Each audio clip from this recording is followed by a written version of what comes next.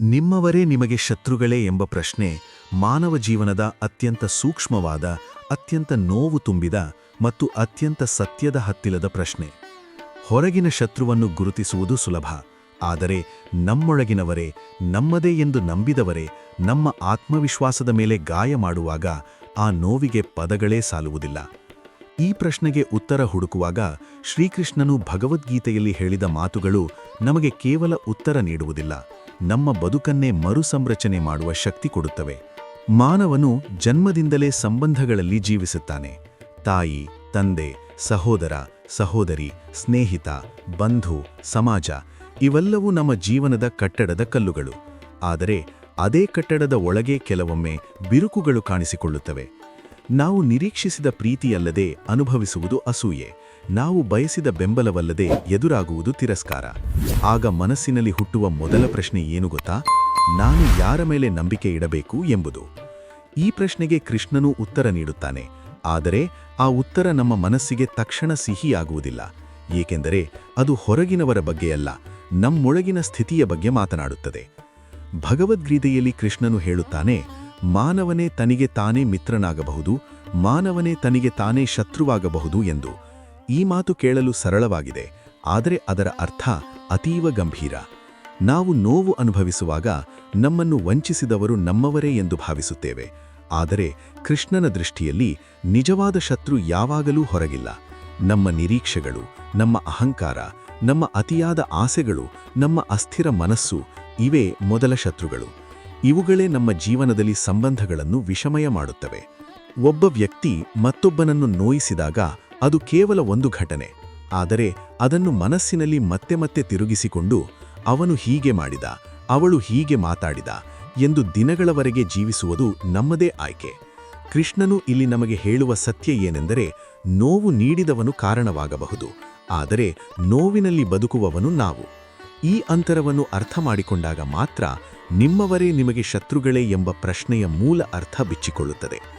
ಜೀವನದ ಯುದ್ಧಭೂಮಿಯಲ್ಲಿ ಪ್ರತಿಯೊಬ್ಬರೂ ಅರ್ಜುನನಂತೆ ನಿಂತಿದ್ದಾರೆ. ಎದುರು ನಿಂತವರು ಶತ್ರುಗಳಲ್ಲ, ನಮ್ಮದೇ ಸಂಬಂಧಗಳು, ನಮ್ಮದೇ ಜನ, ನಮ್ಮದೇ ಪರಿಸ್ಥಿತಿಗಳು. ಅರ್ಜುನನಿಗೂ ಇದೇ ಸಂಕಟ. ಅವನು ಶತ್ರುವನ್ನು ಎದುರಿಸುತ್ತಿಲ್ಲ, ತನ್ನ ಗುರುಗಳನ್ನು, ತನ್ನ ಬಂಧುಗಳನ್ನು ಎದುರಿಸುತ್ತಿದ್ದಾನೆ. ಆಗ ಅವನ ಮನಸ್ಸು ಕುಸಿಯುತ್ತದೆ, ಕೈಯಿಂದ ಗಾಂಡೀವ ಬಿದ್ದು ಹೋಗುತ್ತದೆ. ಆ ಕ್ಷಣದಲ್ಲಿ ಕೃಷ್ಣನು ಹೇಳುವ ಮಾತು ಕೇವಲ ಯುದ್ಧಕ್ಕೆ ಸಂಬಂಧಿಸಿದುದಲ್ಲ, ಅದು ಜೀವನದ ಪ್ರತಿಯೊಂದು ಸಂಬಂಧಕ್ಕೂ ಅನ್ವಯಿಸುತ್ತದೆ. ನಮ್ಮ ನೋವಿಗೆ ಕಾರಣವಾದವರು ನಮ್ಮವರೇ ಆಗಿದ್ದರೂ ನಮ್ಮ ಪತನಕ್ಕೆ ಕಾರಣವಾಗುವುದು ಅವರ ನಡೆಯಲ್ಲ, ಅದನ್ನು ನಾವು ಸ್ವೀಕರಿಸುವ ರೀತಿ. ನಾವು ಪ್ರತಿಯೊಂದು ಮಾತನ್ನು ಹೃದಯಕ್ಕೆ ತಂದುಕೊಳ್ಳುತ್ತೇವೆ, ಪ್ರತಿಯೊಂದು ವರ್ತನೆಯನ್ನು ನಮ್ಮ ಮೌಲ್ಯಕ್ಕೆ ಅಳೆಯುತ್ತೇವೆ. ಆಗ ಮನಸ್ಸು ನಿಧಾನವಾಗಿ ನಮ್ಮ ವಿರುದ್ಧವೇ ಕೆಲಸ ಮಾಡತೊಡಗುತ್ತದೆ. ಇದೇ ಸಂದರ್ಭದಲ್ಲಿ ಕೃಷ್ಣನ ವಾಣಿ ಕೇಳಿಸುತ್ತದೆ, ನಿನ್ನ ಮನಸ್ಸನ್ನು ನೀನು ಗೆದ್ದರೆ ಜಗತ್ತನ್ನೇ ಗೆದ್ದಂತೆ ಎಂದು. ಸ್ನೇಹಿತರೆ, ಬಹಳ ಜನ ಜೀವನದಲ್ಲಿ ಮುಂದೆ ಬರಲು ಪ್ರಯತ್ನಿಸುತ್ತಿರುವಾಗ ಹತ್ತಿರದವರಿಂದಲೇ ಅಡ್ಡಿ ಎದುರಾಗುತ್ತದೆ. ಕೆಲವೊಮ್ಮೆ ಮಾತಿನ ರೂಪದಲ್ಲಿ, ಕೆಲವೊಮ್ಮೆ ಮೌನದ ರೂಪದಲ್ಲಿ, ಇನ್ನೊಮ್ಮೆ ನಿರ್ಲಕ್ಷ್ಯದ ರೂಪದಲ್ಲಿ. ಆಗ ನಾವು ಹೇಳುತ್ತೇವೆ, ನನ್ನವರೇ ನನ್ನ ಶತ್ರುಗಳು. ಆದರೆ ಕೃಷ್ಣನ ತತ್ವದ ಬೆಳಕಿನಲ್ಲಿ ನೋಡಿದರೆ ಅವರು ನಮ್ಮ ಶತ್ರುಗಳಲ್ಲ, ಅವರು ನಮ್ಮ ಒಳಗಿನ ದುರ್ಬಲತೆಗಳನ್ನು ಹೊರಗೆ ತರುವ ಸಾಧನಗಳು ಮಾತ್ರ. ಅವರು ನಮ್ಮ ಸಹನಶೀಲತೆಯನ್ನು ಪರೀಕ್ಷಿಸುತ್ತಾರೆ, ನಮ್ಮ ಆತ್ಮಸ್ಥೈರ್ಯವನ್ನು ಗಟ್ಟಿಗೊಳಿಸುತ್ತಾರೆ. ಒಬ್ಬನು ನಿಮ್ಮನ್ನು ಕೆಳಗೆಳೆಯಲು ಪ್ರಯತ್ನಿಸಿದಾಗ ನೀವು ಅವನ ಮಟ್ಟಕ್ಕೆ ಇಳಿಯುತ್ತೀರೋ ಅಥವಾ ನಿಮ್ಮ ಮಟ್ಟವನ್ನು ಎತ್ತುತ್ತೀರೋ ಎಂಬುದೇ ನಿಮ್ಮ ನಿಜವಾದ ಆಯ್ಕೆ. ಕೃಷ್ಣನು ಹೇಳುವ ಆತ್ಮಜ್ಞಾನ ಎಂದರೆ ಇದೇ, ಪ್ರತಿಕ್ರಿಯೆಗಿಂತ ಪ್ರತಿಬಿಂಬ ಮುಖ್ಯ, ಪ್ರತಿಕಾರಕ್ಕಿಂತ ಪರಿಪಕ್ವತೆ ದೊಡ್ಡದು. ನಮ್ಮವರಿಂದಲೇ ನೋವಾದಾಗ ನಾವು ಒಳಗೆ ಕುಸಿದರೆ ಅವರು ಗೆದ್ದಂತೆ, ಆದರೆ ನಾವು ಅದೇ ನೋವನ್ನು ಜ್ಞಾನವಾಗಿ ಪರಿವರ್ತಿಸಿದರೆ ನಾವು ನಮ್ಮದೇ ಮಿತ್ರರಾಗುತ್ತೇವೆ. ಈ ಜಗತ್ತಿನಲ್ಲಿ ಯಾರೂ ನಮ್ಮನ್ನು ಸಂಪೂರ್ಣವಾಗಿ ಅರ್ಥ ಮಾಡಿಕೊಳ್ಳುವುದಿಲ್ಲ, ಅದನ್ನು ನಿರೀಕ್ಷಿಸುವುದೇ ನಮ್ಮ ದೊಡ್ಡ ತಪ್ಪು.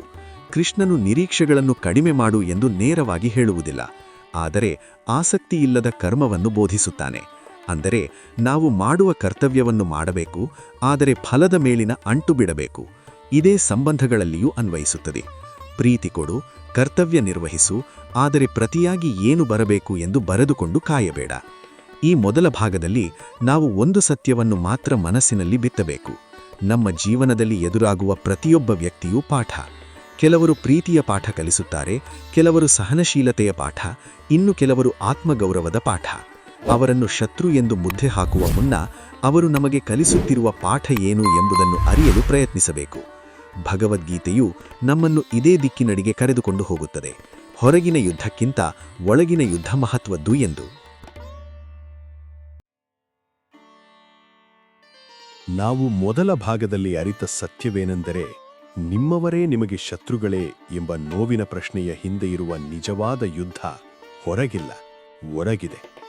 ಈಗ ಆ ಒಳಗಿನ ಯುದ್ಧವನ್ನು ಇನ್ನೂ ಆಳವಾಗಿ ಅರ್ಥ ಮಾಡಿಕೊಳ್ಳಬೇಕಾಗಿದೆ. ಏಕೆಂದರೆ ಜೀವನದಲ್ಲಿ ಮನುಷ್ಯನು ಸೋಲುವುದೂ ಶತ್ರುಗಳಿಂದಲ್ಲ, ತನ್ನ ಮನಸ್ಸಿನಿಂದ. ಕೃಷ್ಣನು ಭಗವದ್ಗೀತೆಯಲ್ಲಿ ಮರುಮರು ಒತ್ತಿ ಹೇಳುವುದು ಇದೇ ವಿಷಯವನ್ನು. ಮನಸ್ಸು ಮಿತ್ರನಾದರೆ ಬದುಕು ದೇವಾಲಯ, ಮನಸ್ಸು ಶತ್ರುವಾದರೆ ಬದುಕು ಯುದ್ಧಭೂಮಿ. ಒಬ್ಬ ವ್ಯಕ್ತಿ ನಮ್ಮನ್ನು ನೋಯಿಸಿದಾಗ ಅದು ಕ್ಷಣಿಕವಾದ ಘಟನೆ, ಆದರೆ ಆ ಘಟನೆಯನ್ನು ನಾವು ಮನಸ್ಸಿನಲ್ಲಿ ಎಷ್ಟು ಕಾಲ ಉಳಿಸಿಕೊಳ್ಳುತ್ತೇವೆ ಎಂಬುದೇ ನಮ್ಮ ಜೀವನದ ದಿಕ್ಕನ್ನು ನಿರ್ಧರಿಸುತ್ತದೆ. ಕೆಲವರು ಒಂದು ಮಾತನ್ನು ವರ್ಷಗಳವರೆಗೆ ಹೊತ್ತುಕೊಂಡು ನಡೆಯುತ್ತಾರೆ. ಪ್ರತಿದಿನ ಅದೇ ನೋವನ್ನು ನೆನಪಿಸಿಕೊಂಡು ಅದೇ ಕೋಪವನ್ನು ಮರುಮರು ಅನುಭವಿಸುತ್ತಾರೆ. ಅಲ್ಲಿ ನೋವು ಕೊಟ್ಟವನು ಹಿಂದೆ ಸರಿದಿರುತ್ತಾನೆ, ಆದರೆ ನೋವಿನಲ್ಲಿ ಬದುಕುತ್ತಿರುವವನು ನಾವು. ಈ ಸಂದರ್ಭದಲ್ಲಿ ಕೃಷ್ಣನ ಮಾತು ನೆನಪಾಗಬೇಕು. ಮನಸ್ಸಿಗೆ ಅಧೀನನಾದವನು ತನ್ನದೇ ಶತ್ರು. ಮನಸ್ಸು ಅಂದರೆ ಕೇವಲ ಯೋಚನೆಗಳ ಗುಚ್ಛವಲ್ಲ, ಅದು ನೆನಪುಗಳ ಗೋದಾಮು, ಭಯಗಳ ಸಂಗ್ರಹ, ನಿರೀಕ್ಷೆಗಳ ಭಾರ. ನಾವು ಯಾರನ್ನಾದರೂ ನಮ್ಮ ಜೀವನದಲ್ಲಿ ತುಂಬಾ ಹತ್ತಿರಕ್ಕೆ ಬಿಡುತ್ತೇವೆ ಎಂದರೆ ಅವರಿಂದ ನಮಗೆ ಹೆಚ್ಚಿನ ನಿರೀಕ್ಷೆಗಳು ಹುಟ್ಟುತ್ತವೆ. ಆ ನಿರೀಕ್ಷೆಗಳು ಪೂರ್ತಿಯಾಗದಾಗ ಪ್ರೀತಿಯೇ ವಿಷವಾಗುತ್ತವೆ. ಆಗ ನಾವು ತಪ್ಪು ಹುಡುಕುವುದೇ ಹೊರಗಡೆ. ಆದರೆ ಕೃಷ್ಣನ ತತ್ವ ಹೇಳುವುದು ಬೇರೆ. ಅವನು ಹೇಳುತ್ತಾನೆ, ನಿನ್ನ ದುಃಖಕ್ಕೆ ಕಾರಣ ಹೊರಗಿನ ವ್ಯಕ್ತಿಯಲ್ಲ, ನಿನ್ನ ಅಂಟು. ಜೀವನದಲ್ಲಿ ಕೆಲವರು ನಮ್ಮ ಏಳಿಗೆಯನ್ನು ಸಹಿಸಿಕೊಳ್ಳಲಾರರು. ಅವರು ನಮ್ಮವರೇ ಆಗಿರಬಹುದು, ನಮ್ಮ ರಕ್ತ ಸಂಬಂಧದವರೇ ಆಗಿರಬಹುದು. ಅವರ ನಡವಳಿಕೆ ನಮ್ಮನ್ನು ಗೊಂದಲಕ್ಕೆ ತಳ್ಳುತ್ತದೆ. ನಾನು ತಪ್ಪೇನೂ ಮಾಡಿಲ್ಲ, ಆದರೂ ಏಕೆ ನನಗೆ ಹೀಗೆ ಎಂಬ ಪ್ರಶ್ನೆ ಹುಟ್ಟುತ್ತದೆ. ಈ ಪ್ರಶ್ನೆಗೆ ಕೃಷ್ಣನ ಉತ್ತರ ಕಠಿಣವಾದರೂ ಸತ್ಯ. ಅವನು ಹೇಳುತ್ತಾನೆ, ಪ್ರತಿಯೊಬ್ಬನಿಗೂ ತನ್ನ ಸ್ವಭಾವದ ಮಿತಿಯಿದೆ, ಅದನ್ನು ಮೀರಿಸಿ ನಿರೀಕ್ಷಿಸುವುದೇ ಅಜ್ಞಾನ. ಒಬ್ಬನು ಕತ್ತಲಿನಲ್ಲಿ ಬದುಕುತ್ತಿದ್ದರೆ ಅವನಿಗೆ ಬೆಳಕು ಕಣ್ಣು ಕೆಡಿಸುವಂತೆ ಕಾಣುತ್ತದೆ. ಹಾಗೆಯೇ ನಿಮ್ಮ ಒಳಗಿನ ಬೆಳಕು, ನಿಮ್ಮ ಶಿಸ್ತು, ನಿಮ್ಮ ಕನಸುಗಳು, ನಿಮ್ಮ ಶ್ರಮ ಇವೆಲ್ಲವೂ ಕೆಲವರಿಗೆ ಅಸಹನೀಯವಾಗಬಹುದು. ಅವರು ನಿಮ್ಮನ್ನು ಕೆಳಗಿಳಿಯಲು ಪ್ರಯತ್ನಿಸಿದರೆ ಅದು ಅವರ ಅಸಮರ್ಥತೆಯ ಪ್ರತಿಬಿಂಬ. ಆದರೆ ನಾವು ಅದನ್ನೇ ನಮ್ಮ ಮೌಲ್ಯದ ಅಳತೆ ಎಂದುಕೊಂಡರೆ ಅಲ್ಲಿ ಮನಸ್ಸು ನಮ್ಮ ವಿರುದ್ಧ ತಿರುಗುತ್ತದೆ. ಇದೇ ಸಂದರ್ಭದಲ್ಲಿ ಕೃಷ್ಣನು ಹೇಳುವ ಆತ್ಮಸ್ಥೈರ್ಯದ ಪಾಠ ಜೀವಂತವಾಗುತ್ತದೆ. ಭಗವದ್ಗೀತೆಯಲ್ಲಿ ಕೃಷ್ಣನು ಅರ್ಜುನನಿಗೆ ಹೇಳುವ ಮಾತು, ನಿನ್ನ ಧರ್ಮವನ್ನು ಬಿಟ್ಟು ಓಡಬೇಡ. ಇಲ್ಲಿ ಧರ್ಮ ಎಂದರೆ ಕೇವಲ ಧಾರ್ಮಿಕ ವಿಧಿವಿಧಾನವಲ್ಲ, ಅದು ನಿನ್ನ ಅಂತರಾತ್ಮದ ಕರ್ತವ್ಯ.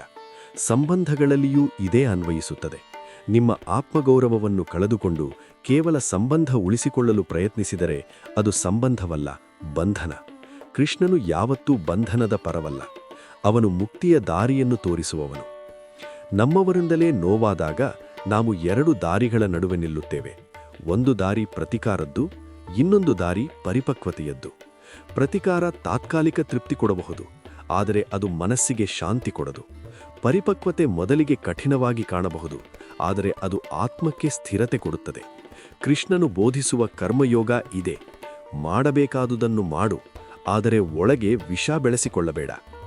ಬಹಳ ಜನ ಕೇಳುತ್ತಾರೆ, ಎಲ್ಲವನ್ನೂ ಸಹಿಸಿಕೊಂಡು ಹೋಗಬೇಕಾ? ಎಲ್ಲವನ್ನೂ ಮನ್ನಿಸಬೇಕಾ? ಇಲ್ಲ, ಕೃಷ್ಣನು ದುರ್ಬಲತೆಯನ್ನು ಯಾವತ್ತೂ ಬೋಧಿಸಿಲ್ಲ. ಅವನು ಹೇಳುವುದು ಸ್ಪಷ್ಟ, ಅಸಹ್ಯವನ್ನು ಸಹಿಸುವುದು ಮಹಾತ್ಮ್ಯವಲ್ಲ, ಆದರೆ ಅಸಹ್ಯದಿಂದ ಒಳಗೆ ಕೋಪ ಬೆಳೆಸಿಕೊಳ್ಳದೆ ಸ್ಪಷ್ಟವಾಗಿ ನಿಲ್ಲುವುದೇ ಆತ್ಮಬಲ. ನಿಮ್ಮ ಮಿತಿಗಳನ್ನು ತಿಳಿದುಕೊಳ್ಳುವುದು, ಅಗತ್ಯವಿದ್ದರೆ ದೂರ ಉಳಿಯುವುದೂ ಕೂಡ ಆತ್ಮಜ್ಞಾನವೇ.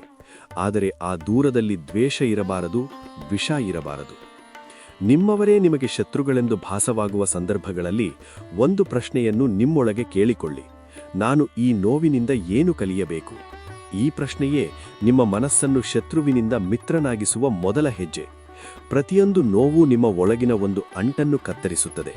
ಪ್ರತಿಯೊಂದು ಅವಮಾನ ನಿಮ್ಮ ಅಹಂಕಾರವನ್ನು ಕುಗ್ಗಿಸುತ್ತದೆ. ಪ್ರತಿಯೊಂದು ಒಂಟಿತನ ನಿಮ್ಮ ಆತ್ಮದ ಧ್ವನಿಯನ್ನು ಕೇಳಿಸಿಕೊಳ್ಳುತ್ತದೆ. ಈ ಪ್ರಕ್ರಿಯೆ ನೋವಿನಂತೆಯೇ ಕಾಣಬಹುದು, ಆದರೆ ಅದು ನಿಮ್ಮ ಪರಿವರ್ತನೆಯ ಮಾರ್ಗ. ಕೃಷ್ಣನು ಯುದ್ಧಭೂಮಿಯಲ್ಲಿ ಗೀತೆಯನ್ನು ಉಪದೇಶಿಸಿದ್ದು ಯಾಕೆ ಗೊತ್ತಾ? ಶಾಂತಿಯ ಮಾತುಗಳನ್ನು ಶಾಂತಿಯಲ್ಲಿ ಎಲ್ಲರೂ ಕೇಳುತ್ತಾರೆ, ಆದರೆ ಅಶಾಂತಿಯ ನಡುವೆ ಶಾಂತಿಯನ್ನು ತೋರಿಸುವವನೇ ಸತ್ಯಗುರು. ನಿಮ್ಮ ಜೀವನದ ಯುದ್ಧಭೂಮಿಯಲ್ಲಿ ನಿಮ್ಮವರೇ ವಿರುದ್ಧ ನಿಂತಾಗ ನಿಮ್ಮ ಒಳಗಿನ ಕೃಷ್ಣನ ಧ್ವನಿ ಕೇಳಿಸಬೇಕು. ಆ ಧ್ವನಿ ಹೇಳುತ್ತದೆ, ನೀನು ನಿನ್ನ ಮನಸ್ಸನ್ನು ಗೆಲ್ಲು, ಉಳಿದುದೆಲ್ಲ ನಿನ್ನ ತಾನೇ ಬರುತ್ತದೆ. ಈ ಭಾಗದಲ್ಲಿ ನಾವು ಅರಿಯಬೇಕಾದ ಮುಖ್ಯ ಅಂಶವೇನೆಂದರೆ, ನಮ್ಮವರಿಂದ ಬಂದ ನೋವು ನಮ್ಮ ಅಂತ್ಯವಲ್ಲ, ಅದು ನಮ್ಮ ಉನ್ನತಿಯ ಆರಂಭ. ಮನಸ್ಸನ್ನು ಶುದ್ಧವಾಗಿಟ್ಟುಕೊಂಡು ಅಂತರಾತ್ಮದ ಧರ್ಮವನ್ನು ಹಿಡಿದುಕೊಂಡು ನಡೆಯುವವನು ಯಾವತ್ತೂ ಒಂಟಿಯಾಗುವುದಿಲ್ಲ, ಏಕೆಂದರೆ ಅವನ ಜೊತೆ ಅವನ ಆತ್ಮವೇ ಇರುತ್ತದೆ.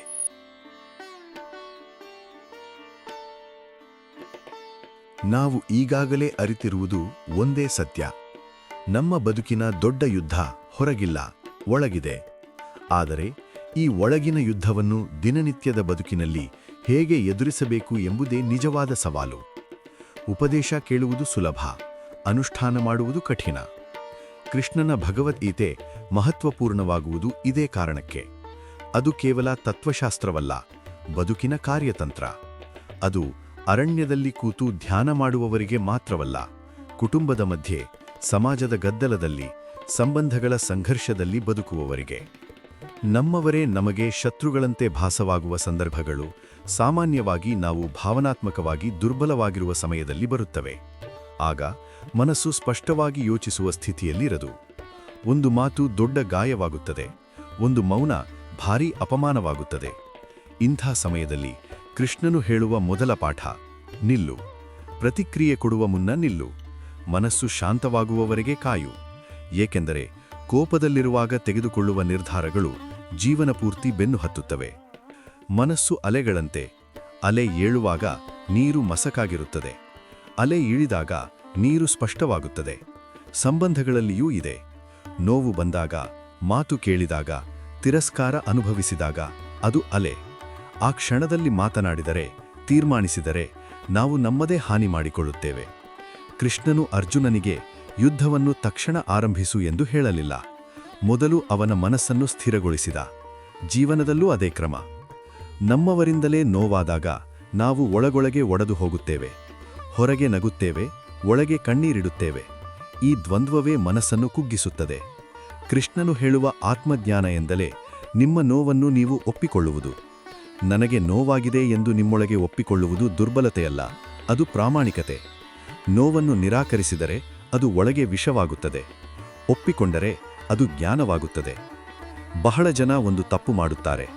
ಯಾರಾದರೂ ನೋಯಿಸಿದರೆ ಎಲ್ಲರನ್ನೂ ಅನುಮಾನಿಸುವುದು ಆರಂಭಿಸುತ್ತಾರೆ. ಪ್ರೀತಿ ಕೊಡಲು ಭಯಪಡುತ್ತಾರೆ, ನಂಬಿಕೆ ಇಡಲು ಹಿಂಜರಿಯುತ್ತಾರೆ. ಇದು ಸ್ವರಕ್ಷಣೆಯಂತೆ ಕಾಣಬಹುದು, ಆದರೆ ವಾಸ್ತವದಲ್ಲಿ ಅದು ಸ್ವಯಂ ಕಾರಾಗೃಹ. ಕೃಷ್ಣನು ಜೀವನದಿಂದ ಓಡಿಹೋಗು ಎಂದು ಹೇಳುವುದಿಲ್ಲ, ಅವನು ಜೀವನವನ್ನು ಅರಿತುಕೊಂಡು ಬದುಕು ಎಂದು ಹೇಳುತ್ತಾನೆ. ನೋವು ಕೊಟ್ಟವರಿಂದ ಪಾಠ ಕಲಿಯಬೇಕು, ಆದರೆ ಪ್ರೀತಿಯ ಬಾಗಿಲು ಮುಚ್ಚಬಾರದು. ಸಂಬಂಧಗಳಲ್ಲಿನ ಅತಿದೊಡ್ಡ ತಪ್ಪೇನೆಂದರೆ ನಾವು ನಮ್ಮ ಸಂತೋಷದ ಹೊಣೆಗಾರಿಕೆಯನ್ನು ಇನ್ನೊಬ್ಬರ ಕೈಗೆ ಕೊಡುವುದು. ಅವನು ಹೀಗೆ ಮಾಡಿದರೆ ನಾನು ಸಂತೋಷವಾಗಿರುತ್ತೇನೆ, ಅವಳು ಹೀಗೆ ಮಾತನಾಡಿದರೆ ನನಗೆ ಶಾಂತಿ ಎಂದುಕೊಳ್ಳುತ್ತೇವೆ. ಕೃಷ್ಣನ ತತ್ವ ಇದಕ್ಕೆ ವಿರುದ್ಧ. ಅವನು ಹೇಳುತ್ತಾನೆ, ನಿನ್ನ ಶಾಂತಿ ನಿನ್ನೊಳಲೇ ಇರಬೇಕು, ಹೊರಗಿನವರು ಅದನ್ನು ಕದಿಯಬಾರದು. ಯಾರು ನಿಮ್ಮ ಶಾಂತಿಯನ್ನು ಕದಿಯಬಲ್ಲರೋ ಅವರು ನಿಮ್ಮ ಮೇಲೆ ಅಧಿಕಾರ ಹೊಂದಿದ್ದಾರೆ ಎಂದರ್ಥ. ನಮ್ಮವರೇ ನಮಗೆ ಶತ್ರುಗಳಂತೆ ಭಾಸವಾಗುವ ಸಂದರ್ಭಗಳಲ್ಲಿ ಒಂದು ಮೌನದ ಅಭ್ಯಾಸವನ್ನು ರೂಢಿಸಿಕೊಳ್ಳಿ. ಮೌನ ಎಂದರೆ ಮಾತನಾಡದಿರುವುದಲ್ಲ, ಒಳಗಿನ ಗದ್ದಲವನ್ನು ಶಮನಗೊಳಿಸುವುದು. ಪ್ರತಿದಿನ ಸ್ವಲ್ಪ ಸಮಯ ನಿಮ್ಮೊಂದಿಗೆ ಕಳೆಯಿರಿ. ನಿಮ್ಮ ಮನಸ್ಸಿನ ಮಾತು ಕೇಳಿ. ನಾನು ಏಕೆ ಈ ಮಾತಿಗೆ ಇಷ್ಟು ನೋವು ಅನುಭವಿಸಿದೆ ಎಂದು ಪ್ರಶ್ನಿಸಿ. ಉತ್ತರ ಬಹಳ ಸರಳವಾಗಿರುತ್ತದೆ. ಅಲ್ಲಿ ನಿಮ್ಮ ಅಂಟು ಇದೆ. ಆ ಅಂಟನ್ನೇ ಕೃಷ್ಣ ಕತ್ತರಿಸಬೇಕೆಂದು ಹೇಳುತ್ತಾನೆ. ಭಗವದ್ಗೀತೆಯ ಮಹತ್ವದ ಸತ್ಯವೆಂದರೆ ಎಲ್ಲರೂ ನಮ್ಮ ಜೀವನದಲ್ಲಿ ಶಾಶ್ವತವಲ್ಲ. ಪಾತ್ರಗಳು ಬದಲಾಗುತ್ತವೆ, ಸಂದರ್ಭಗಳು ತಿರುಗುತ್ತವೆ. ಇಂದು ನಮ್ಮವರಂತೆ ಕಾಣುವವರು ನಾಳೆ ದೂರ ಹೋಗಬಹುದು. ಇಂದು ನೋಯಿಸುವವರು ನಾಳೆ ಪಾಠವಾಗಬಹುದು. ಆದರೆ ನಮ್ಮ ಆತ್ಮ ಮಾತ್ರ ಶಾಶ್ವತ. ಅದಕ್ಕೆ ನಾವು ನಿಷ್ಠರಾಗಿದ್ದರೆ ಯಾವ ಸಂಬಂಧವೂ ನಮ್ಮನ್ನು ಸಂಪೂರ್ಣವಾಗಿ ಮುರಿಯಲಾರದು. ಕೃಷ್ಣನು ಸಂಬಂಧಗಳನ್ನು ತ್ಯಜಿಸು ಎಂದು ಹೇಳುವುದಿಲ್ಲ, ಆದರೆ ಅವುಗಳಿಗೆ ಅಂಟಿಕೊಂಡು ನಿನ್ನ ಆತ್ಮವನ್ನು ಕಳೆದುಕೊಳ್ಳಬೇಡ ಎಂದು ಎಚ್ಚರಿಸುತ್ತಾನೆ. ಪ್ರೀತಿ ಕೊಡು, ಆದರೆ ನಿನ್ನ ಮೌಲ್ಯವನ್ನು ಕೊಡುಗೆಯಾಗಿ ಕೊಡಬೇಡ. ಗೌರವ ಕೊಡು, ಆದರೆ ಅಪಮಾನವನ್ನು ಸ್ವೀಕರಿಸಬೇಡ. ಇದು ಸೂಕ್ಷ್ಮ ಸಮತೋಲನ. ಈ ಸಮತೋಲನವೇ ಆತ್ಮಸ್ಥೈರ್ಯ.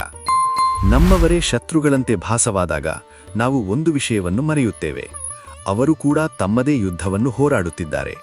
ಅವರೊಳಗಿನ ಅಸಮಾಧಾನ, ಅವರ ಭಯ, ಅವರ ಅಸಮರ್ಥತೆ ಇವೆಲ್ಲವೂ ಅವರ ವರ್ತನೆಯಲ್ಲಿ ವ್ಯಕ್ತವಾಗಬಹುದು. ಇದು ಅವರ ತಪ್ಪನ್ನು ಸಮರ್ಥಿಸುವುದಲ್ಲ, ಆದರೆ ಅವರ ವರ್ತನೆಯನ್ನು ಅರ್ಥ ಮಾಡಿಕೊಳ್ಳಲು ಸಹಾಯ ಮಾಡುತ್ತದೆ. ಅರ್ಥ ಮಾಡಿಕೊಳ್ಳುವುದರಿಂದ ಕೋಪ ಕಡಿಮೆಯಾಗುತ್ತದೆ. ಕೋಪ ಕಡಿಮೆಯಾದಾಗ ಮನಸ್ಸು ಹಗುರವಾಗುತ್ತದೆ.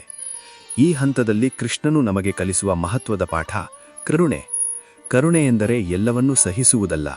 ಕರುಣೆ ಎಂದರೆ ಇನ್ನೊಬ್ಬನ ಅಂಧಕಾರವನ್ನು ನಿಮ್ಮೊಳಗೆ ಪ್ರವೇಶಿಸಲು ಬಿಡದೆ ಅವನನ್ನು ಅವನ ಸ್ಥಿತಿಯಲ್ಲಿ ನೋಡಲು ಶಕ್ತಿಯಾಗುವುದು. ಇದು ಆತ್ಮದ ದೊಡ್ಡತನ. ಈ ಭಾಗದ ಕೊನೆಯಲ್ಲಿ ಒಂದು ಸತ್ಯವನ್ನು ಹೃದಯದಲ್ಲಿ ನೆಟ್ಟಿಕೊಳ್ಳಬೇಕು.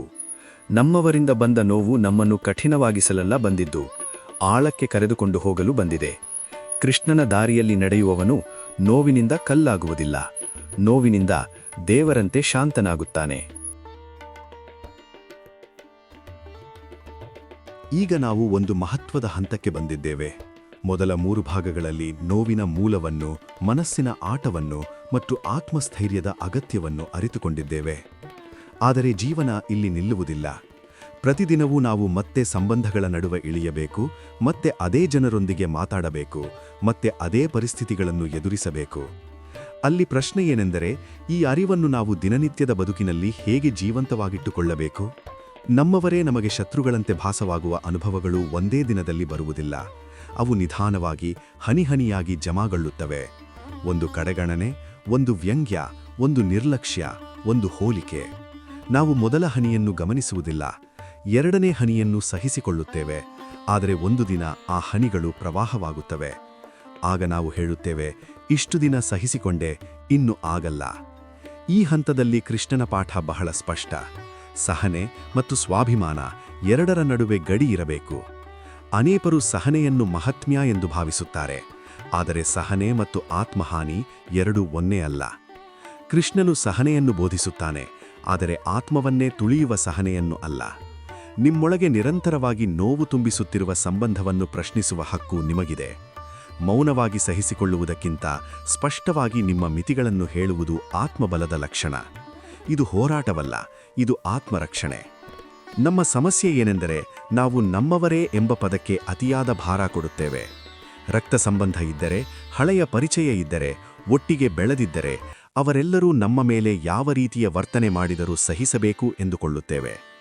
ಕೃಷ್ಣನ ತತ್ವ ಇಲ್ಲಿ ತೀಕ್ಷ್ಣ. ಅವನು ಹೇಳುತ್ತಾನೆ, ಧರ್ಮ ಸಂಬಂಧಕ್ಕಿಂತ ದೊಡ್ಡದು. ಅಂದರೆ ನ್ಯಾಯ, ಗೌರವ, ಸತ್ಯ ಇವು ಯಾವ ಸಂಬಂಧಕ್ಕೂ ಮೀರಿ ನಿಲ್ಲುತ್ತವೆ.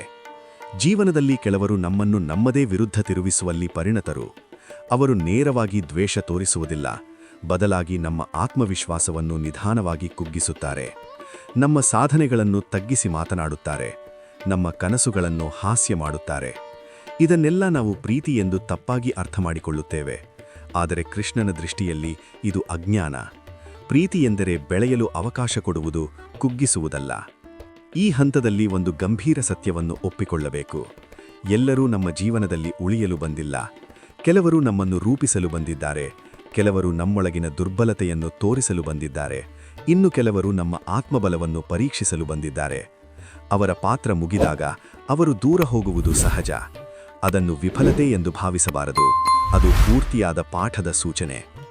ಕೃಷ್ಣನು ಅರ್ಜುನನಿಗೆ ಹೇಳಿದಂತೆ, ಯುದ್ಧದ ಮಧ್ಯೆಯೂ ಸಮಬುದ್ಧಿ ಇರಬೇಕು. ಸಮಬುದ್ಧಿ ಎಂದರೆ ಯಾರಿಂದಲೂ ಅತಿಯಾದ ನಿರೀಕ್ಷೆಯಿಲ್ಲ, ಯಾರಿಂದಲೂ ಅತಿಯಾದ ದ್ವೇಷವಿಲ್ಲ. ಇದು ನಿರ್ಲಿಪ್ತತೆ. ನಿರ್ಲಿಪ್ತತೆ ಅಂದರೆ ಹೃದಯ ಮುಟ್ಟಿಕೊಳ್ಳುವುದಲ್ಲ, ಅದು ಹೃದಯವನ್ನು ವಿಷದಿಂದ ಕಾಪಾಡಿಕೊಳ್ಳುವುದು. ಸಂಬಂಧಗಳಲ್ಲಿ ಈ ನಿರ್ಲಿಪ್ತತೆ ಇದ್ದರೆ ಯಾರೂ ನಮ್ಮ ಒಳಗಿನ ಶಾಂತಿಯನ್ನು ಕದಿಯಲಾರರು. ನಮ್ಮವರೆಲ್ಲರೂ ಶತ್ರುಗಳಂತೆ ಭಾಸವಾಗುವಾಗ ನಾವು ಒಂದು ವಿಷಯವನ್ನು ಮರೆತು ಬಿಡುತ್ತೇವೆ. ನಾವು ಕೂಡ ಕೆಲವರ ಜೀವನದಲ್ಲಿ ಅಜಾಗರೂಕವಾಗಿ ಶತ್ರುಗಳಾಗಿರಬಹುದು. ನಮ್ಮ ಮಾತು, ನಮ್ಮ ಮೌನ, ನಮ್ಮ ನಿರೀಕ್ಷೆಗಳು ಇವು ಯಾರನ್ನಾದರೂ ನೋಯಿಸಿರಬಹುದು. ಈ ಅರಿವು ಬಂದಾಗ ಅಹಂಕಾರ ಕರಗುತ್ತದೆ. ಅಹಂಕಾರ ಕರಗಿದಾಗ ಮನಸ್ಸು ಹಗುರವಾಗುತ್ತದೆ. ಕೃಷ್ಣನು ಹೇಳುವ ವಿನಯ ಇದೆ. ನಾವು ಬಹಳ ಬಾರಿ ನ್ಯಾಯವನ್ನು ಬೇಡುತ್ತೇವೆ, ಆದರೆ ಕರುಣೆಯನ್ನು ಮರೆತು ಬಿಡುತ್ತೇವೆ, ಅಥವಾ ಕರುಣೆಯ ಹೆಸರಿನಲ್ಲಿ ನ್ಯಾಯವನ್ನು ತುಳಿಯುತ್ತೇವೆ. ಕೃಷ್ಣನ ಮಾರ್ಗ ಮಧ್ಯಮ. ನ್ಯಾಯವೂ ಬೇಕು, ಕರುಣೆಯೂ ಬೇಕು. ನಿಮ್ಮನ್ನು ನೋಯಿಸಿದವನನ್ನು ಕ್ಷಮಿಸಬಹುದು, ಆದರೆ ಮತ್ತೆ ಅದೇ ಅವಕಾಶ ಕೊಡುವ ಅಗತ್ಯವಿಲ್ಲ. ಇದು ದ್ವೇಷವಲ್ಲ, ಇದು ವಿವೇಕ. ಈ ಹಂತದಲ್ಲಿ ಮತ್ತೊಂದು ಮಹತ್ವದ ಅಂಶ ಒಂಟಿತನ. ಸಂಬಂಧಗಳಿಂದ ಹಿಂದೆ ಸರಿದಾಗ ಒಂದು ಖಾಲಿತನ ಬರುತ್ತದೆ. ಆ ಖಾಲಿತನವನ್ನು ಭಯಪಡುವವರು ಮತ್ತೆ ಹಳೆಯ ವಿಷದ ಬಳಿಗೆ ಹೋಗುತ್ತಾರೆ. ಆದರೆ ಕೃಷ್ಣನು ಹೇಳುವ ಧ್ಯಾನ, ಸ್ವಪರಿಚಯ, ಸ್ವಸಂಗತಿಯನ್ನು ಈ ಸಮಯದಲ್ಲಿ ಅಭ್ಯಾಸ ಮಾಡಿದರೆ ಒಂಟಿತನವು ಶಾಪವಾಗುವುದಿಲ್ಲ, ಅದು ಆಶೀರ್ವಾದವಾಗುತ್ತದೆ. ನೀವು ನಿಮ್ಮೊಳಗಿನ ಶಕ್ತಿಯನ್ನು ಅಲ್ಲಿ ಕಂಡುಕೊಳ್ಳುತ್ತೀರಿ. ನಿಮ್ಮವರೇ ಶತ್ರುಗಳಂತೆ ಭಾಸವಾದ ಅನುಭವ ನಿಮ್ಮನ್ನು ಕಠಿಣಗೊಳಿಸಲಲ್ಲ, ಸ್ಪಷ್ಟಗೊಳಿಸಲು ಬಂದಿದೆ. ಯಾರು ನಿಮ್ಮ ಜೀವನದಲ್ಲಿ ಇರಬೇಕು, ಯಾರು ಇರಬಾರದು ಎಂಬುದು ನಿಧಾನವಾಗಿ ಸ್ಪಷ್ಟವಾಗುತ್ತದೆ. ಈ ಸ್ಪಷ್ಟತೆ ಬಂದಾಗ ಮನಸ್ಸು ಶಾಂತವಾಗುತ್ತದೆ. ಶಾಂತ ಮನಸ್ಸೇ ಕೃಷ್ಣನ ಸಾನ್ನಿಧ್ಯ. ಈ ಹಂತಕ್ಕೆ ಬಂದಾಗ ಒಂದು ಸತ್ಯವನ್ನು ದೃಢವಾಗಿ ಹೇಳಬಹುದು: ನಾವಿನ್ನು ಬಲಿಪಶುಗಳಲ್ಲ, ನಾವು ಅರಿವಿನ ಹಾದಿಯಲ್ಲಿ ನಡೆಯುತ್ತಿರುವ ಯಾತ್ರಿಕರು. ನೋವು ನಮ್ಮನ್ನು ನಿಯಂತ್ರಿಸುವುದಿಲ್ಲ, ನಾವು ನೋವನ್ನು ರೂಪಾಂತರಿಸುತ್ತೇವೆ. ಈಗ ನಾವು ಈ ಯಾತ್ರೆಯ ಅಂತಿಮ ಹಂತಕ್ಕೆ ಬಂದಿದ್ದೇವೆ. ನಿಮ್ಮವರೇ ನಿಮಗೆ ಶತ್ರುಗಳೇ ಎಂಬ ನೋವಿನ ಪ್ರಶ್ನೆಯಿಂದ ಆರಂಭವಾದ ನಮ್ಮ ಚಿಂತನೆ ಈಗ ಒಂದು ಸ್ಪಷ್ಟವಾದ ಆತ್ಮಸತ್ಯನ ಬಾಗಿಲಿಗೆ ತಲುಪಿದೆ. ಈ ಹಂತದಲ್ಲಿ ನಾವು ಅರಿಯಬೇಕಾದ ಮಹತ್ವದ ಸಂಗತಿ ಏನೆಂದರೆ, ಶತ್ರು ಎಂಬ ಪದವೇ ನಮ್ಮ ಅಜ್ಞಾನದಿಂದ ಹುಟ್ಟಿದ ಕಲ್ಪನೆ. ಕೃಷ್ಣನ ಭಗವದ್ಗೀತೆಯ ಬೆಳಕಿನಲ್ಲಿ ನೋಡಿದರೆ, ಜೀವನದಲ್ಲಿ ಎದುರಾಗುವ ಪ್ರತಿಯೊಬ್ಬರೂ ನಮ್ಮ ಶತ್ರುಗಳಲ್ಲ, ಅವರು ನಮ್ಮ ಆತ್ಮವಿಕಾಸದ ಸಾಧನಗಳು. ಜೀವನವನ್ನು ಆಳವಾಗಿ ನೋಡಿದಾಗ ನಾವು ಒಂದು ಸಂಗತಿಯನ್ನು ಒಪ್ಪಿಕೊಳ್ಳಲೇಬೇಕು: ನಮ್ಮನ್ನು ಹೆಚ್ಚು ನೋಯಿಸುವವರು ನಮ್ಮ ಜೀವನಕ್ಕೆ ಹೆಚ್ಚು ಹತ್ತಿರ ಇದ್ದವರೇ ಆಗಿರುತ್ತಾರೆ. ಏಕೆಂದರೆ ದೂರದವನ ಮಾತು ನಮ್ಮ ಹೃದಯ ತಲುಪುವುದಿಲ್ಲ, ಆದರೆ ಹತ್ತಿರದವನ ಮೌನ ಕೂಡ ಗಾಯ ಮಾಡುತ್ತದೆ. ಈ ನೋವಿನ ಮೂಲ ಪ್ರೀತಿ. ಪ್ರೀತಿ ಇಲ್ಲದಿದ್ದರೆ ನಿರೀಕ್ಷೆ ಇಲ್ಲ, ನಿರೀಕ್ಷೆ ಇಲ್ಲದಿದ್ದರೆ ನೋವೂ ಇಲ್ಲ. ಕೃಷ್ಣನು ಇಲ್ಲಿ ಪ್ರೀತಿಯನ್ನು ತ್ಯಜಿಸು ಎಂದು ಹೇಳುವುದಿಲ್ಲ, ಆದರೆ ಪ್ರೀತಿಯ ಜೊತೆಗೆ ಜ್ಞಾನವನ್ನು ಇಟ್ಟುಕೋ ಎಂದು ಹೇಳುತ್ತಾನೆ. ಭಗವದ್ಗೀತೆಯ ಸಾರವೇ ಸಮತ್ವ. ಸುಖ ದುಃಖಗಳಲ್ಲಿ, ಗೌರವ ಅವಮಾನಗಳಲ್ಲಿ, ಲಾಭ ನಷ್ಟಗಳಲ್ಲಿ ಸಮನಾಗಿರುವ ಮನಸ್ಸು. ಈ ಸಮತ್ವ ಬಂದಾಗ ನನ್ನವರು ಮತ್ತು ಪರರು ಎಂಬ ಗಡಿ ನಿಧಾನವಾಗಿ ಕರಗುತ್ತದೆ. ಆಗ ನೋವು ಕೊಟ್ಟವನು ಶತ್ರುವಾಗುವುದಿಲ್ಲ, ಅವನೊಂದು ಪಾಠವಾಗುತ್ತಾನೆ. ಪಾಠ ಕಲಿತ ಮೇಲೆ ಶಿಕ್ಷಕನ ಮೇಲಿನ ಕೋಪ ಉಳಿಯುವುದಿಲ್ಲ. ಅದೇ ರೀತಿ ಜೀವನದ ಶಿಕ್ಷಕರ ಮೇಲೆ ದ್ವೇಷ ಇಟ್ಟುಕೊಳ್ಳುವುದು ಅರ್ಥವಿಲ್ಲ. ನಮ್ಮವರೇ ನಮಗೆ ಶತ್ರುಗಳಂತೆ ಕಂಡ ಕ್ಷಣಗಳು ವಾಸ್ತವವಾಗಿ ನಮ್ಮ ಆತ್ಮಬಲವನ್ನು ಪರೀಕ್ಷಿಸುವ ಕ್ಷಣಗಳು. ಆ ಪರೀಕ್ಷೆಯಲ್ಲಿ ನಾವು ಸೋತರೆ ಕೋಪ, ದ್ವೇಷ, ಅಸೂಯೆ ನಮ್ಮನ್ನು ಆವರಿಸುತ್ತದೆ. ಆದರೆ ನಾವು ಗೆದ್ದರೆ ಶಾಂತಿ, ಸ್ಪಷ್ಟತೆ ಮತ್ತು ಆಂತರಿಕ ಸ್ವಾತಂತ್ರ್ಯ ನಮ್ಮದಾಗುತ್ತದೆ. ಕೃಷ್ಣನು ಅರ್ಜುನನಿಗೆ ಕೊಟ್ಟ ವರ ಇದೆ: ಯುದ್ಧ ಗೆಲ್ಲುವ ಮೊದಲು ತನ್ನನ್ನೇ ಗೆಲ್ಲುವ ಶಕ್ತಿ. ಬಹಳ ಜನ ಜೀವನ ಪೂರ್ತಿ ಒಂದು ತಪ್ಪು ಮಾಡುತ್ತಾರೆ: ಯಾರೋ ತಮ್ಮನ್ನು ನೋಯಿಸಿದರು ಎಂಬ ಕಾರಣಕ್ಕೆ ತಮ್ಮ ಹೃದಯವನ್ನೇ ಮುಚ್ಚಿಕೊಳ್ಳುತ್ತಾರೆ, ಪ್ರೀತಿಯನ್ನು ಕಡಿಮೆ ಮಾಡುತ್ತಾರೆ, ನಂಬಿಕೆಯನ್ನು ಕಳೆದುಕೊಳ್ಳುತ್ತಾರೆ. ಆದರೆ ಇದು ಸ್ವಯಂ ಶಿಕ್ಷೆ. ಕೃಷ್ಣನ ಮಾರ್ಗ ಇದಲ್ಲ. ಅವನು ಹೇಳುವುದು: ನೋವಿನ ನಡುವೆಯೂ ಹೃದಯವನ್ನು ತೆರೆದಿಟ್ಟುಕೋ, ಆದರೆ ಬುದ್ಧಿಯನ್ನು ಕಣ್ಣು ಮುಚ್ಚಿಸಬೇಡ. ಹೃದಯ ತೆರೆದಿರಲಿ, ಆದರೆ ಮನಸ್ಸು ಜಾಗರೂಕವಾಗಿರಲಿ. ಈ ಹಂತದಲ್ಲಿ ಒಂದು ಮಹತ್ವದ ಪರಿವರ್ತನೆ ಸಂಭವಿಸುತ್ತದೆ. ನಾವು ಇನ್ನು ಯಾರಿಂದಲೂ ಮಾನ್ಯತೆ ಕೇಳುವುದಿಲ್ಲ, ಯಾರ ಒಪ್ಪಿಗೆಯ ಮೇಲೂ ನಮ್ಮ ಮೌಲ್ಯವನ್ನು ನಿಲ್ಲಿಸುವುದಿಲ್ಲ. ನಾವು ನಮ್ಮೊಳಗಿನ ಕೃಷ್ಣನೊಂದಿಗೆ ಬದುಕಲು ಆರಂಭಿಸುತ್ತೇವೆ. ಆತ್ಮಸಾಕ್ಷಿಯ ಧ್ವನಿ ನಮ್ಮ ಮಾರ್ಗದರ್ಶಿಯಾಗುತ್ತದೆ. ಆ ಧ್ವನಿ ಹೇಳುತ್ತದೆ: ನೀನು ಸಾಕು, ನೀನು ಪೂರ್ಣ, ನೀನು ಯೋಗ್ಯ. ಈ ಧ್ವನಿ ಕೇಳಿಸಿದಾಗ ಹೊರಗಿನ ಮಾತುಗಳ ಶಕ್ತಿ ಕುಗ್ಗುತ್ತದೆ. ನಿಮ್ಮವರೇ ನಿಮಗೆ ಶತ್ರುಗಳಂತೆ ಕಂಡ ಕ್ಷಣಗಳು ವಾಸ್ತವವಾಗಿ ನಿಮ್ಮ ಆತ್ಮಬಲವನ್ನು ಪರೀಕ್ಷಿಸುವ ಕ್ಷಣಗಳು. ಆ ಪರೀಕ್ಷೆಯಲ್ಲಿ ನಾವು ಸೋತರೆ ಕೋಪ, ದ್ವೇಷ, ಅಸೂಯೆ ನಮ್ಮನ್ನು ಆವರಿಸುತ್ತದೆ. ಆದರೆ ನಾವು ಗೆದ್ದರೆ ಶಾಂತಿ, ಸ್ಪಷ್ಟತೆ ಮತ್ತು ಆಂತರಿಕ ಸ್ವಾತಂತ್ರ್ಯ ನಮ್ಮದಾಗುತ್ತದೆ. ಕೃಷ್ಣನು ಅರ್ಜುನನಿಗೆ ಕೊಟ್ಟ ವರ ಇದೆ: ಯುದ್ಧ ಗೆಲ್ಲುವ ಮೊದಲು ತನ್ನನ್ನೇ ಗೆಲ್ಲುವ ಶಕ್ತಿ. ನಿಮ್ಮವರೇ ಶತ್ರುಗಳೆಂದು ಭಾಸವಾದ ಅನುಭವ ನಿಮ್ಮನ್ನು ಕುಗ್ಗಿಸಲು ಅಲ್ಲ, ನಿಮ್ಮನ್ನು ಎತ್ತಲು ಬಂದಿದೆ. ಅದು ನಿಮ್ಮೊಳಗಿನ ಕೃಷ್ಣನನ್ನು ಜಾಗೃತಗೊಳಿಸಲು ಬಂದಿದೆ. ಆ ಕೃಷ್ಣನ ಧ್ವನಿ ಕೇಳಿಸಿಕೊಂಡ ದಿನ ನೀವು ಇನ್ನೂ ಯಾರಿಗೂ ಬಲಿಯಾಗಿರುವುದಿಲ್ಲ, ನೀವು ಸಾಕ್ಷಿಯಾಗುತ್ತೀರಿ.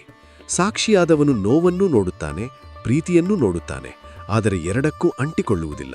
ಇದೇ ಮುಕ್ತಿ. ಈ ಮಾತುಗಳೊಂದಿಗೆ ಈ ವಿಚಾರಯಾತ್ರೆಯನ್ನು ಇಲ್ಲಿ ಪೂರ್ಣಗೊಳಿಸುತ್ತೇವೆ. ಇದಿಷ್ಟು ಈ ಸಂಚಿಕೆಯ ವಿಷಯವಾಗಿದೆ. ಈ ಸಂಚಿಕೆಯ ಅನಿಸಿಕೆ, ಅಭಿಪ್ರಾಯಗಳನ್ನು ತಪ್ಪದೇ ನಮ್ಮೊಂದಿಗೆ ಹಂಚಿಕೊಳ್ಳಿ ಮತ್ತು ಲೈಕ್ ಮಾಡುವುದನ್ನು ಮರೆಯಬೇಡಿ. ಈ ಸಂಚಿಕೆ ನಿಮಗೆ ಇಷ್ಟವಾಗಿದ್ದಲ್ಲಿ ಹರೇ ಕೃಷ್ಣ ಎಂದು ಕಮೆಂಟ್ ಮಾಡಿ, ಅಥವಾ ನಿಮ್ಮ ಇಷ್ಟದ ದೇವರ ಹೆಸರನ್ನು ಕಮೆಂಟ್ನಲ್ಲಿ ಬರೆಯಿರಿ. ಆ ಭಗವಂತನು ನಿಮ್ಮೆಲ್ಲರನ್ನೂ ಆಶೀರ್ವದಿಸಲಿ. ವಂದನೆಗಳು.